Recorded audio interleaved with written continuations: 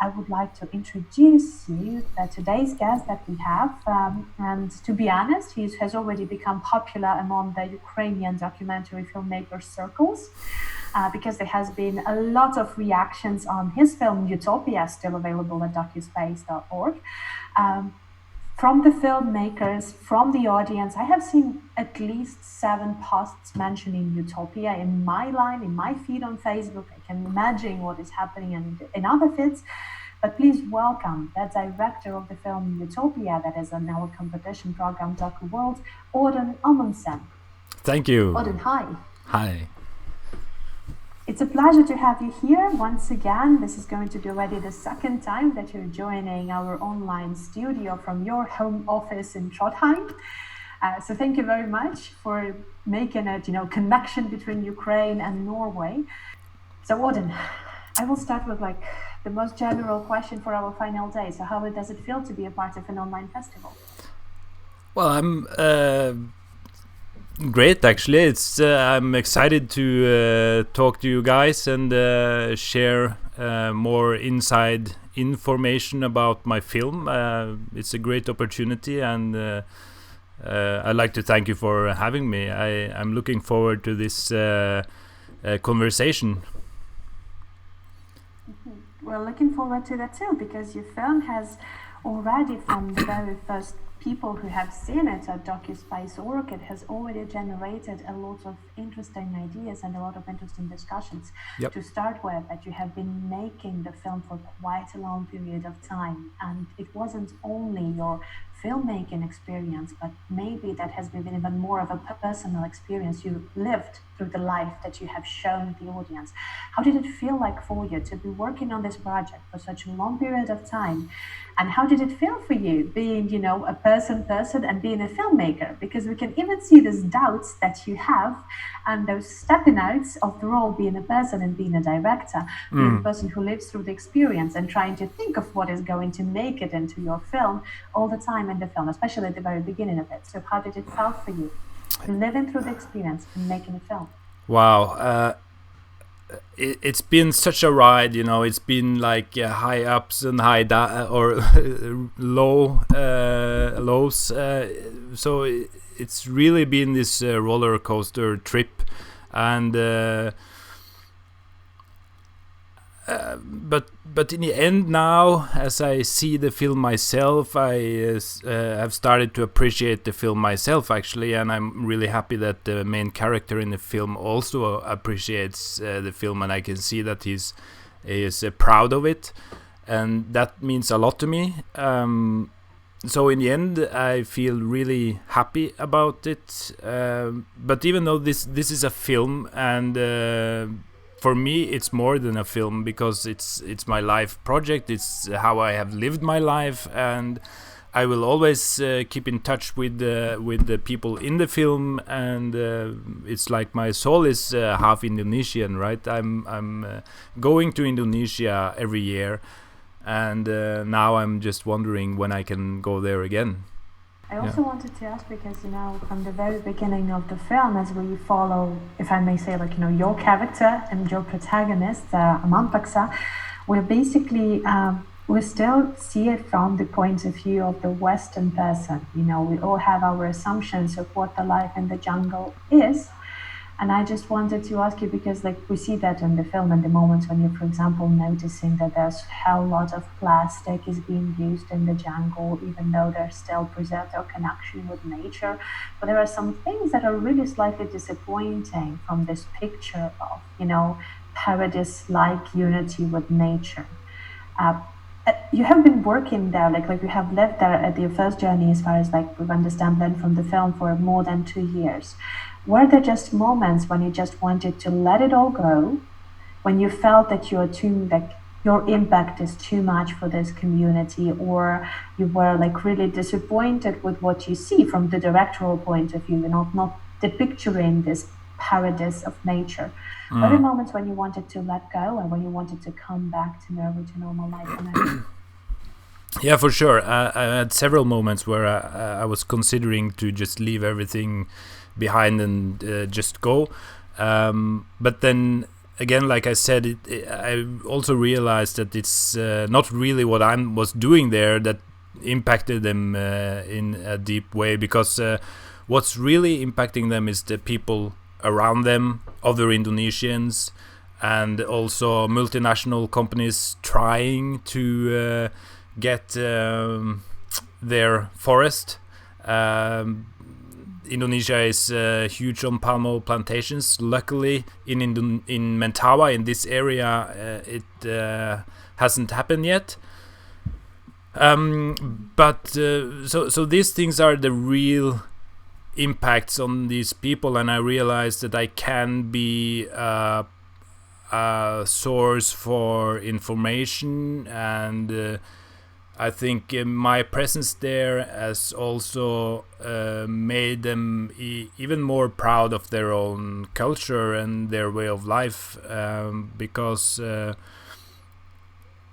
they have made me realize certain things about my life, and I have made them realize certain things about their life, I think. So we have learned a lot from each other, and it would be a very different case if I were to stay there for, let's say, 3 months or something and just film a documentary, or even 1 year, and I was coming and going just to make my footage. It would be a totally different thing. But I've actually made this effort to learn their language and try to understand what they are thinking and how they're living their life, and I felt their way of living their life on my own body, so I know how it feels like. So I think our relationship, it goes beyond this film. It's and Aman Paksa, when I speak to him, I spoke to him on the phone because I know I can actually call him, and I spoke to him a bit over a week ago, and I'm always happy to talk to him, and I'm interested in how he's doing. Mm-hmm. Yeah. Have you been to Norway or no? Because you have discussed it at the end of the film, flying straight from Indonesia, then back to Norway. Have it been had the dream come true or no? No, he hasn't been to Norway yet. Hopefully it can happen at some point. I know he is curious as well about how my life is, because he cannot really relate or understand to how I'm living my life, and it would be interesting for him to see, because and also he's like, how is my mother, and they're very family related. Family is important, so he's asking about these things, and he wants to make a if I'm going to get married, and he will wed me off in Mentawai and make a big ceremony and stuff. So family is very important for Aman Paksa. Yeah. And speaking about the family, I was also interested because we're having this, the main topic of our discussion was titled as, the future, the design of the future right now. And we see that there is a story about Aman Paksa's children, and we see his son, who was supposed to be father on, the heir of the land and the heir of the house. He's now going to school. That's the moment when we leave him. So what's happening with his children now? What future does he see for his children now? Yep. So these are some of the things that's really changing, and Aman Paksa changed in this way as well. In the beginning, like people can see in the film, that he wants his son to follow in his footsteps and inherit his land and live a life like he has done or like they've done for generations and generations, for thousands of years. And now he wants to do everything he can to let his son go to school, and this costs money as well. So he needs to earn money, and actually Aman Paksa himself has actually now got the papers from from going the what is called primary school. So he yeah. So he took primary school himself to learn. I think he about 2 years ago now, and he want to make it so that his son has choices in life and not stepped on by the outsiders all the time and things like this. But he also worries about this, because if he goes to school and he chooses another life, let's say he moves into Padang or get a job or something like that, the land that Aman Paksa has, or it will go to someone else. Maybe someone else in the clan picks up the land, or maybe it will be lost in a way, this culture and the land, which I think Aman Paksa would be really sad about this. So it's difficult to combine the two, because when it comes to economy and things, it's very difficult to get that living in the jungle. Mm-hmm. And slightly talking about economies, what was the biggest revelation for you living in a jungle? Because again, coming from the Western society, you might have had some assumptions about what the life in the jungle would look like. And like from the very beginning of the film, we see this young guy who's full of hopes and full of anticipation to live in the jungle, romantically going through the river and waiting for something new to happen to him. And there is slightly changing throughout the film, and I do believe throughout the time that you have lived in the jungle. And right now, there was this popular movement, the downshifting movement, when people from the Western societies and Western economies, they really wanted to live the so-called simple life, getting closer to nature, and also had some assumptions about how that would look like. So how did it feel for you, and what was the biggest revelation for you at that point, when you have started living in the jungle for a longer time? Yeah, this I think is a really interesting question. It's something that I think about a lot, because now we're coming into what we can actually learn from indigenous cultures.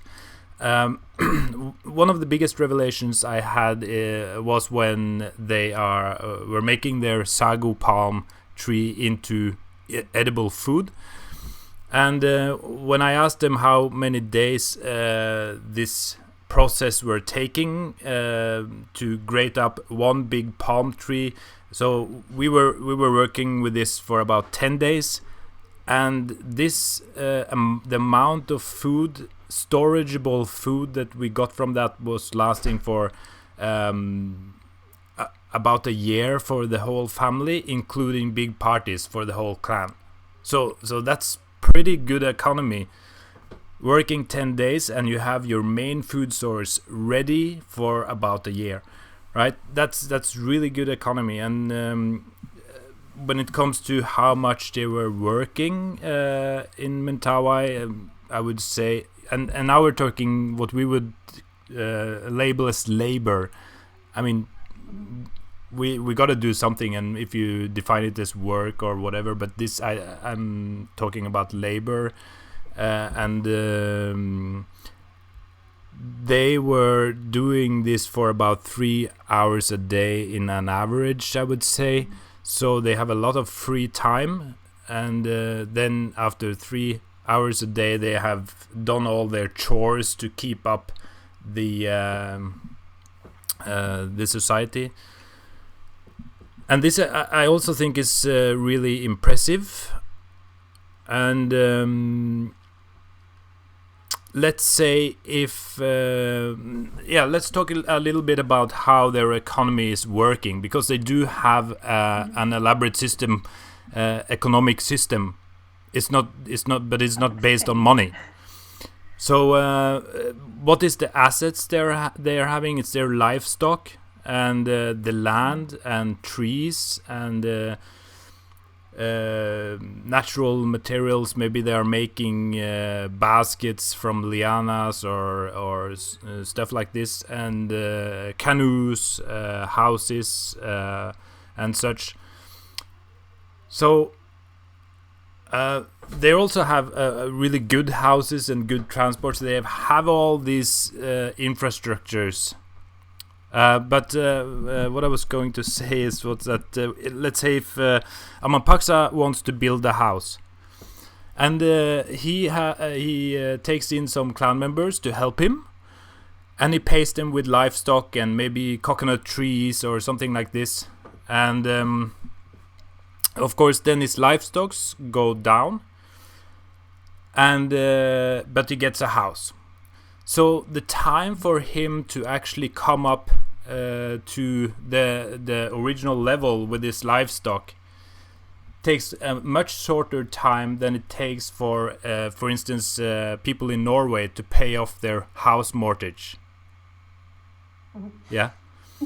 It's a good comparison, yeah. Yeah. So that's also something that's really good. And another thing is that I realized they do have an intricate system of economy. Let's say the big durian trees is a fruit tree, and they can trade these trees, for instance, when they are going to get help for making a house, or maybe there's a wedding ceremony or something like this, and they are trading this tree, which is worth a lot. It can be seen like the stocks, the equivalent of stocks in the economic market. But this tree can pass on to other clans, and maybe even after 20 years it goes back to the original owner, right? And what is interesting with this, that all of the things you see in nature are being traded within the clans, and the stuff they are trading has some kind of limit to it. How big can this tree get? How many fruits does this tree manage to grow? And everything has a limit. But you have different sizes on trees, you have different types of trees, you have different types of animals, and they trade all this, and everything has a value. But the interesting thing is that it has a limit. And the feeling that we have now in our modern economic system, it is limitless. Because we have put the society on steroids. Yeah, we are kind of pushing the limit all the time, and we have lost control. We are not able to control this system anymore.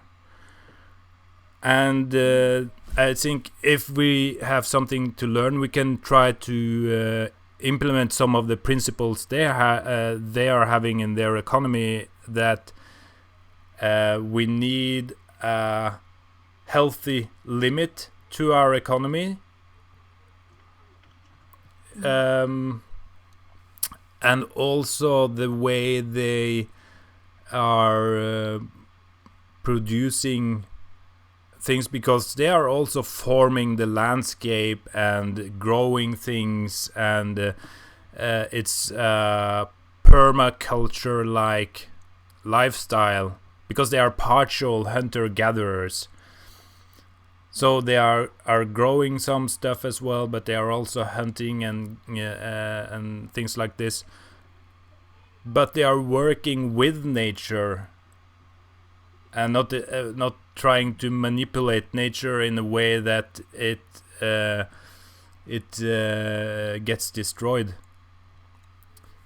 But That's an interesting thing, but because I wanted to ask you about again this elaborate system of economy that they have, because even in your film, even throughout the film, we see how the money getting introduced into the system, and money being something that has to be supported by something material, because without it, money is just paper. But do you believe, because money bring additional technology, for example, you can buy a chainsaw. If you have money, you cannot, for example, exchange a chainsaw on livestock or something else, or with money you can buy the engine for your motorboat. And it's also changing the landscape, and it changes the economic relationship inside of this society. And it has been seen even in your film, like for example, Aman Paksa getting a new house, which is a completely different than the one that he used to live before. And do you believe that this introduction of technology will also change the way they have the relationship that they have inside of their community? Because we have seen it in the Western societies, like starting with the invention of the light and electricity that has changed the labor cycle and the day cycle of uh, work and life for every human. And I'm just interested in that because I'm an old school Marshall McLuhan adept and Marshall McLuhan fan who believes that any kind of technology is good for the people, but still every technology should be consumed responsibly. And in this case, for this kind of traditional society, it causes a little bit more of a threat sometimes, because the traditional societies, they're much easily accepting all of the new technological development. They don't have this time, for example, for like as we had in Ukraine, for example, from this transition from 90s to 2000s, when we first had the landline phones, then we got the first mobile phones with huge batteries that only the rich people could afford, and getting back to this, which is, something that everyone has. And this, it really took time for us to get used to that, to update to that. When people in traditional society got introduced with technology, it kind of fascinates them, but they accept it much faster, and it really reshapes their reality. So how did you believe, like, has it changed their reality and their balance with life, with nature, and how they did with traditional practices? Or they have just, intertwined the traditional practices with new technologies? Yeah, it's a really complex question, and also it's parts of it that I've been able to capture during the course of my film. This tremendous paradigm shift in culture, and then the thing is that a lot of the stuff we are consuming in the Western world are kind of short-sighted, endorphin kick-driven stuff that are that are made to trigger our emotional impulse, like now you get a like from someone, or you have a red symbol on your phone that says you have a message and you have to check it, or for instance, we saw that in the village near Aman Paksa, a salesman was selling Monsanto products so that he could grow or eradicate grass to make crops better or easier. So things are moving faster and faster and faster, and then in this process what's happening is that the people living a traditional life are having the chance to take control over nature. So the power balance between nature and people are shifting. And of course, because the Aman Paksa and the clans, they are used to nature winning over them, because they're not used to being able to control nature in the way that we are doing. And now they are getting this opportunity, and of course they want to control nature, because nature is also a huge resistance to them. It's can be very difficult to live in the jungle, and I lived there for myself for such a long time and felt the really impact on my body. And I do understand why if they get the chance to control nature in a much bigger way, I do understand why they want to do it. But then there's not really any people to let them know about the implications of this. So let's say in these small villages that the government are putting up to relocate the clans, when they are starting to use modern accessories to process things, or maybe they're using fertilizers, machines to speed up things, and maybe health conditions and hygienic measures are also starting to get better, and they are still producing the same amount of children, and maybe more children are surviving, and the population goes up, and then you need more food again, and then this process is accelerating. And when it comes to birth control is not something that's discussed there, also because the people surrounding them are usually deeply religious peoples, either Catholics or Muslims, and they don't they're basically against birth control, but it should be done, I think, to control the population, so it's continues to be sustainable, because in many ways they are also implementing these modern accessories that they're getting into their traditional ways.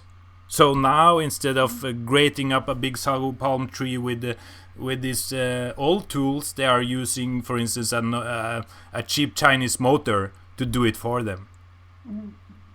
And that's okay. I mean, that they can implement modern technologies into their way of life, but the results of that can also be destructive. I mean, but the culture is changing, and I guess in a way it's okay. Cultures will change, and will also appear new kind of cultures in the future. But I realize that the most important thing is that we preserve the forest and the nature. And if we're not doing that, then we are really in a bad position. Yeah, in a deep shit. But there is a question from our audience also, who are asking basically, in your opinion now, again, having this experience that you've had, and you're the person who has the opportunity to speak on that, do you believe that the Western civilization should help to improve the life of this kind of tribes and to help to civilize them, to say the least, or whether their life should stay authentic? So should the Western civilization intervene into this life or not? Like, we know that it's an inevitable process. Fortunately or unfortunately, the civilization still will come, but in what way it should be? Because throughout the human history, we had a lot of examples where civilization just gone wrong. Yep. And in your opinion now, having this point of view from both of the worlds? Yeah, very, very interesting question. Like all of these questions, they're complex answers, I think. I've been thinking a lot about this as well, because and I think it depends, because you have various groups of indigenous peoples all around the world, and they are impacted by the modern society on various levels. I mean, there are a few tribes in the world that haven't had contact with the outside world. There are some in the Amazon and some in Papua Guinea. So I think when it comes to the tribes that haven't had contact yet, I think we should be very cautious to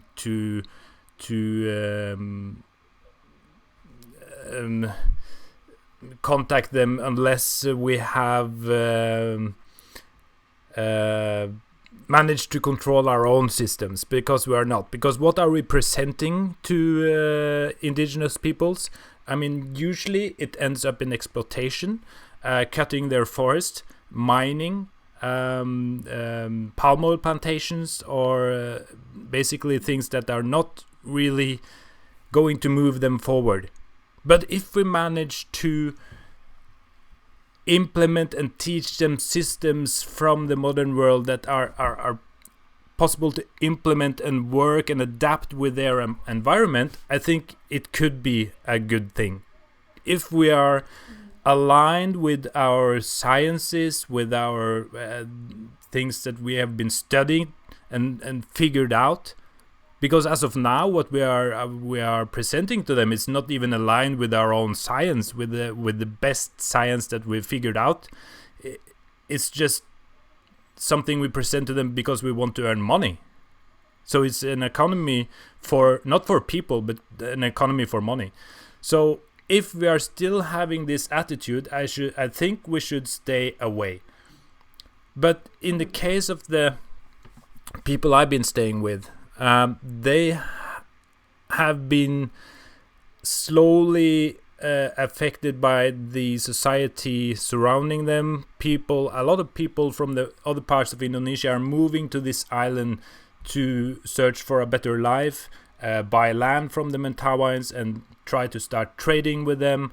And also the government want to go through basically the same process that we did in Norway with our Sami people. They want to modernize them, and they've been cutting their hair off, and they've been trying to, make these people modern. And this is and also missionaries and things like this. And I don't think this is a process that's going to end up well for Aman Paksa and the clans, because they are basically just ending up as the poorest class of people in Indonesia, going from being a very rich culture, very rich people in the first place, and that's very sad to see. So that's what I was trying to do, trying to inform, trying to give this good technology that can be working with them. So that's also why I thought that solar panels could be a good thing to implement to them. Slightly about this future coming, basically, and this concept of civilizing the tribes or civilizing the traditional cultures, introducing them to new technologies. Do you believe that this kind of informed and conscious technology using that will be aligned with science, like you just said, is it possible that it will happen right now? Because the whole world is now on stall. Basically, we're all isolated. We're all cut out from all of the things that we've used to take for granted, the so-called civilized world. And we're now starting to slightly reconsider the lives that we've had. And we're slightly, like at the very beginning of all of those quarantine regimes and all of the isolations, there were a lot of discussions on getting a second look on this natural households, on having the natural economy and getting it closer to this exchange models and stuff. But do you believe that something might change in this course of this pandemic? Not like very significant, but do you believe that the people's values can change and their approach to, understanding civilization, being informed and conscious consumers? I really, really, really hope so. From what I've seen, for instance, in Mentawai, people are, or traditionally they have been living a sustainable way with nature, but they haven't been fully aware that they are actually living sustainably because they haven't really thought about it. They're just doing it. But now that it's changing, it can go really bad because they are not used to thinking about it. When it comes to us, it's we are aware of what we're doing, but we are still continuing. So hopefully this situation means that now we are realizing that our awareness has to be aligned with what we are actually doing. but that's it's also with actions. Yeah, so maybe that will happen. But then again, considering our human nature and the way that the economy works for the collective masses, it's hard to say. I think it could be that our economy is going down, and then when things are getting repaired, a lot of people will be in desperation or in desperate situations, and big companies are eager to boost their revenues once again, and maybe we will just go crazy and bam, we're up there, and we will see like a huge peak of economic activities to boost the economy, and then it will move a little bit down again to stabilize. But hopefully we will be able to not do that, but I suspect this is what's going to happen. But if we are clever about this, I think we should just use this as a way to or time to think about what we're doing, and realize that now is the time where we are implementing the science that we have actually acquired during all these years, and live in accordance to that. Yeah. Like I believe this is an important issue for all of us now, but then again, understanding human nature, what are the chances that humankind will not fuck up this time? I mean, like, I have strong faith in humans, but I still believe that there's so many other external factors that we should consider in that, and there is this frustration about the unknown. No one is expected of the situation that's happening. No one knows what's going to be ending up with that. But back to the film, we have another question from our spectator, Irina Haluk.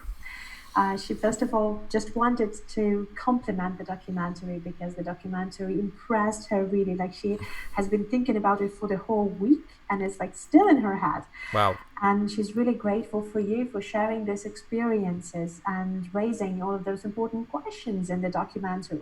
And we slightly touched those important issues right now, but there is the question about the filming process and your relationship with the main protagonist, with Aman Paksa also. Because in the end of the film, and Irina also points it out, that in the end of the film, we're saying that all of the conflicts and misunderstanding are behind, and the only thing that is left is love. And Irina is wondering, maybe you can tell us a little bit about what kind of conflicts and what kind of misunderstanding there have been between you and Aman Paksa during the filming process. Yeah. Of course, coming there in the first place, or if I go back to 2004, people were relatively unaware of cameras and television shows and filmmaking and stuff like this. So, and I didn't have a camera as well. I had a small digital camera. That's the footage you see in the beginning of the film.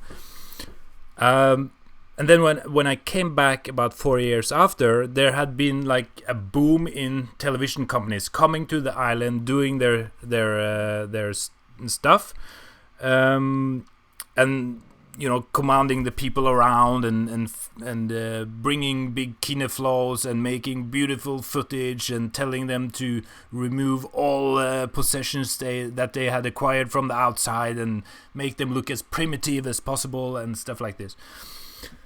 And some people, some families were enriched by this, also skewing the social structures a little bit. Most people didn't understand what was used to, what they were going to do with the footage or anything. People coming there, they didn't really care about the people. They were just caring about the show that they were going to make, and they were driven by deadlines and stuff like this. So when I came back and I brought a camera, a lot of the clans saw me as this video guy. I was going to film them and earn money on their culture and But this impression changed after they got to know that I didn't have any time limitations. I was going to stay for a long time, and I wanted to really learn what they were all about, and also I learned their language. So my position quite quickly changed with that. But I think when I stayed the times when I was in the jungle, I really enjoyed the times with Aman Paksa the most, when we were roaming the jungle for fruits and stuff, and we were living secluded from all the other stuff going on this in the social villages, the villages where the government wants to bring these people to live out from the jungle. And when I came down there, now it's like a feeling of desperation. They realize that they cannot close this gap between them, between us and them, like they're saying, and this created also a problem, because people were wondering if I was enriching the family of Aman Paksa, and Aman Paksa didn't said that no, he's not giving, and then people were accusing him of being greedy and not sharing, and then Aman Paksa were kind of saying that I didn't give anything to him, so he didn't have anything to share. So this balance between giving and taking needed to be established. I didn't want to be there just living off them, right? So I wanted to contribute something as well, and I did that because I knew that the local school, they didn't have any light. I helped them installing light to the school. I think it's important to for them to be able to participate in education, although the curriculum or the stuff that they are being taught is not always aligned with what they should be taught living in the jungle, because they, yeah, but that's a different story. Where was I? What were the other sources of maybe challenges in your relationship with Aman Paksa? Yeah. Because I do understand this balance between other people seeing that you have spent a lot of time with that, and other people believing that the tourists are the main sources of any kind of benefits by that point of view, and I can understand that. Yeah. But were there any other things, like was it really disturbing for him, for example, maybe? But did your presence maybe sometimes felt disturbing for him? Well, I felt really accepted and taken care of. They're so considerate and open for me, really. I mean, sometimes I probably was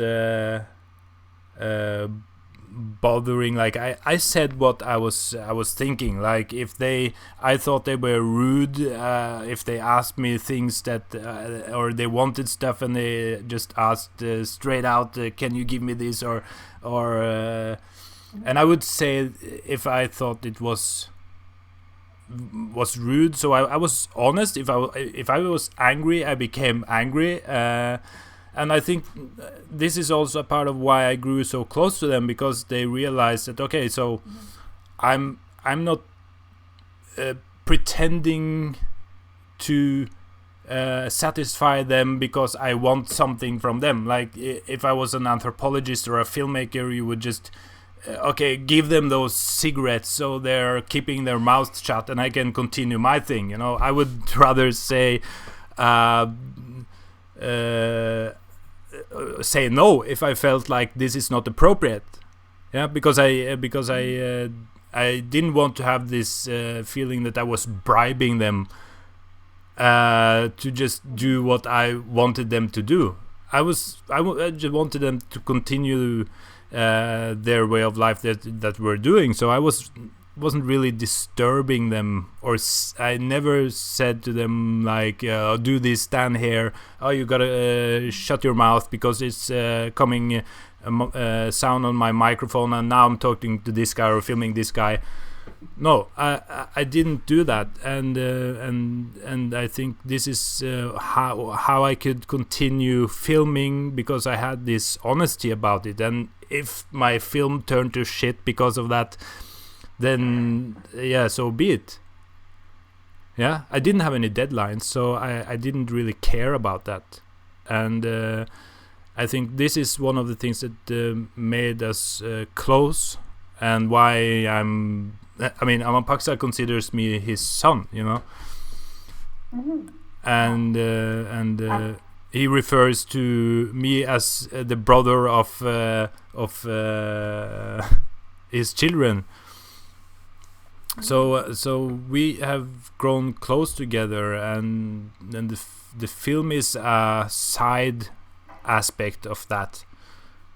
I have a question to you, but we haven't got a lot of time left. We have around like 5 minutes to wrap it up, but there's still questions that I really wanted to ask you. And there's a very important moment that you have just noticed about your film turning to shit, because I understand that you have a lot of footage made throughout those years. And the first question is like, how many hours of footage you actually have?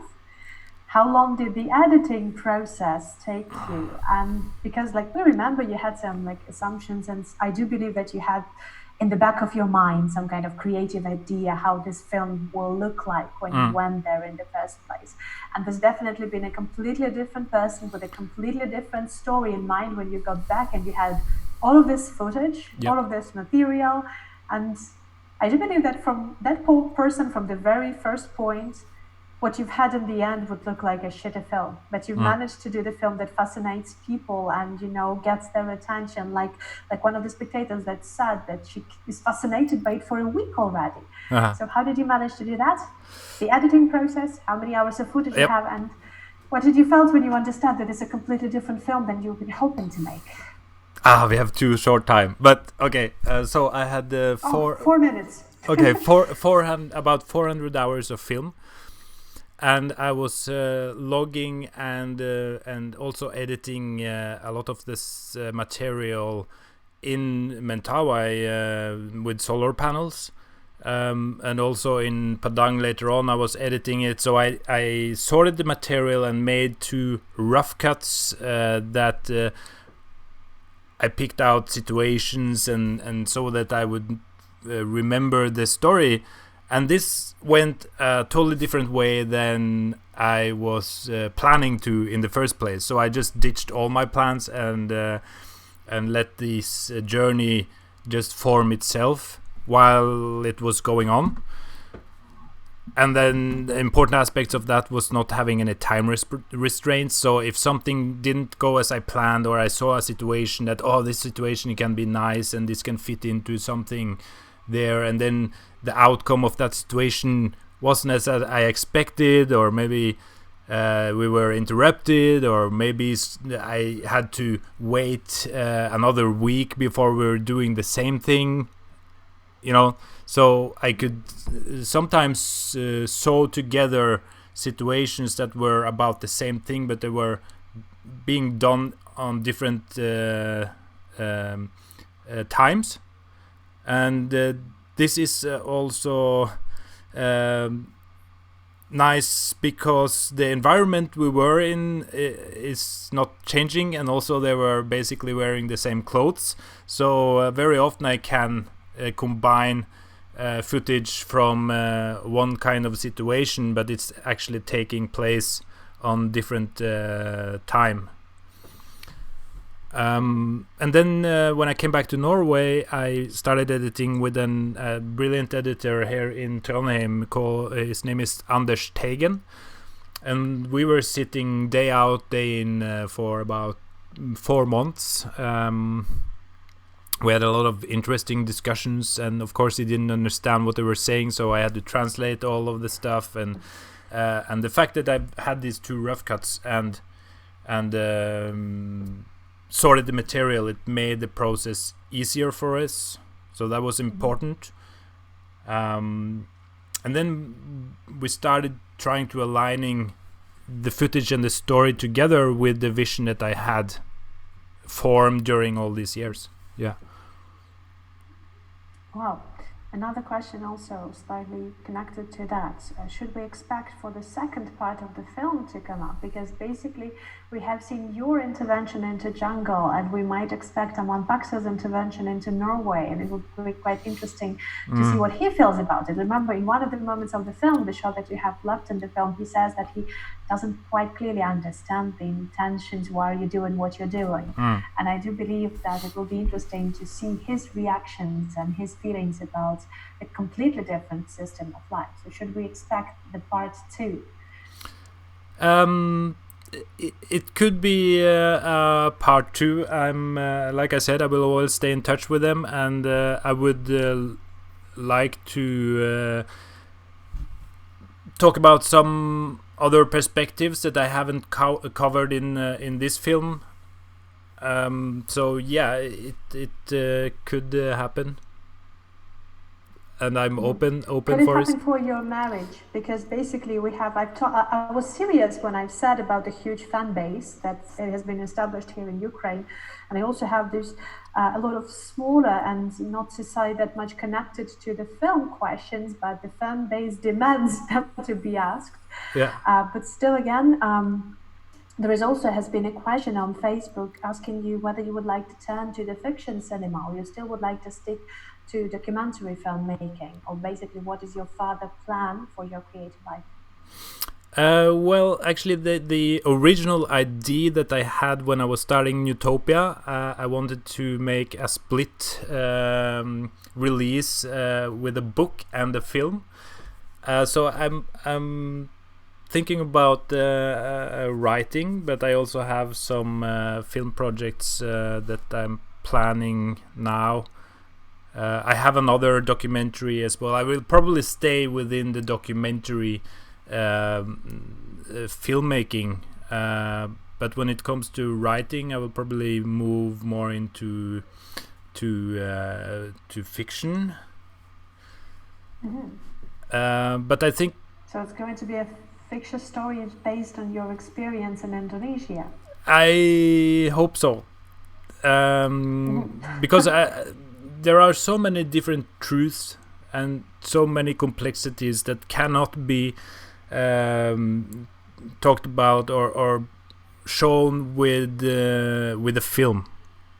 When it comes to the written word in books, it can be it's more accurate and it can be shown in a different way. So I think a combination of the two could be great. Well, I hope you'll find a good publisher, because I do believe that it will be a very interesting book for all of us to read, and it will be an interesting way to compare what have you shown us as the author, as director, what have you shown us in a documentary film, and it would be interesting to read what will you show us and how will you guide us through this story as a writer. So I do hope that you will find a good publisher, and I do hope that we'll have an opportunity to translate it into Ukrainian for all of our people also to be able to read that. There is the final question, which can only be possible on Sunday, on the final day of festival, not really connected to the film at all, but that really, really bothers a lot of our audiences for the whole week also. What air conditioner are you using? What conditioner are you using for your hair? Yeah. What hair conditioner do you use for your hair? Because everyone is fascinated by your haircut now, and this is a question that bothers everyone. I will take up my hair. It's I also have wavy hair, but it's terrible. So this is the question that is important for everyone. Hair conditioner. Hair conditioner. I don't. No special hair conditioner. No, it's just. Okay, the magic is broken. It's just naturally like this. Okay, Odin, thank you very much. Thank you very much for bringing Newtopia to Docudays UA. I do hope that there's a lot of people who are going to enjoy this film. It's still available on docuspace.org for 7 more days up till the 10th of May. Thank you very much for joining us in this live conversation. It has been a big pleasure, and I do hope that the people will follow you later on. I know you're very active in both of your personal sites and in Facebook and in YouTube. So, dear Ukrainian audience, he actually has recorded a specially dedicated video for you, like telling the story behind the film and what has happened in between those years while he got back to Norway from Indonesia. So please check it out. It's also available on his YouTube channel. And while you're there spending time on YouTube, please share with all of your friends the recording of this video. You can come back to it anytime possible. So please stay with us. Enjoy the content of Docudays UA. If you really like what you see, please donate. It will be a greatest pleasure for us just to know that our work is needed and our work hasn't been done in vain. Thank you very much for being with us. This has been the final Soup with Filmmakers for today. Thank you, Auden. Thank you for allocating this time for us. We hope to see you in Ukraine someday. I hope so. Yep. Next year. Thank you so much, and thank you all for watching Newtopia. I really appreciate it. Thank you.